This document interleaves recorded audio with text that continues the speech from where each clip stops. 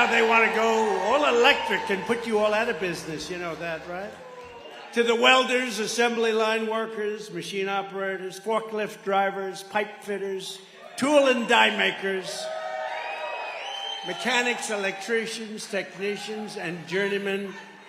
We love being with you, and we love being with you right in your environment. You built this country, you love this country, and you are the ones that make our country run. You know that, right? Yesterday, Joe Biden came to Michigan to pose for photos at the picket line.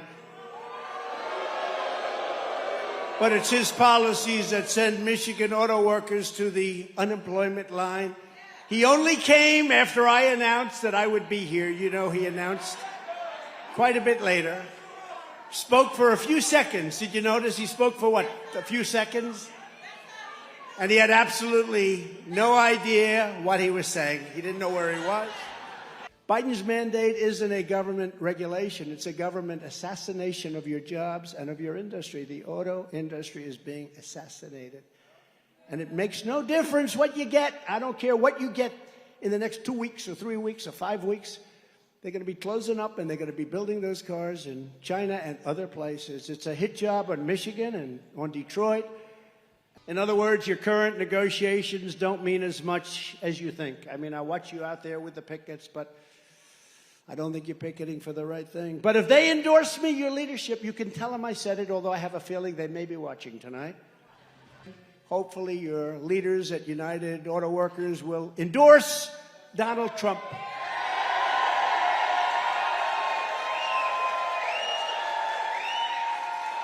Because, you know, standard history for years and decades and years and years, they always endorse a Democrat. It's almost like an automatic reflex, and there's no reason for it, but it's a habit.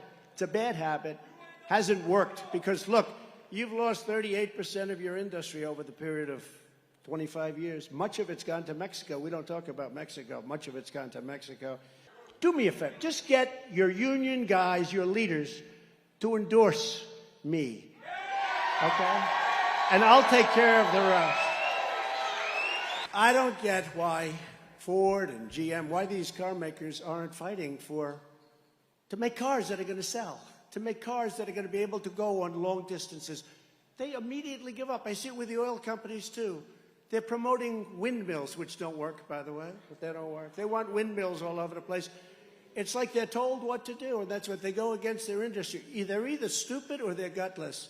For auto workers, Biden's forced transition is a transition to hell. It's a transition to hell.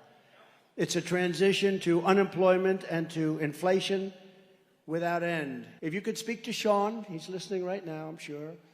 Sean, endorse Trump, and you can take a nice 2-month vacation, come back, and you guys are going to be better than you ever were. You don't even have to work. Because the other way, you won't have a vacation, Sean. And in a short period of time, you're not going to have a union. You're not going to have jobs. You're not going to have anything. You have the strongest you've ever had. You're going to do great. You're going to do great. And it's so easy. You know, we're competing with the job candidates. They're all running for a job.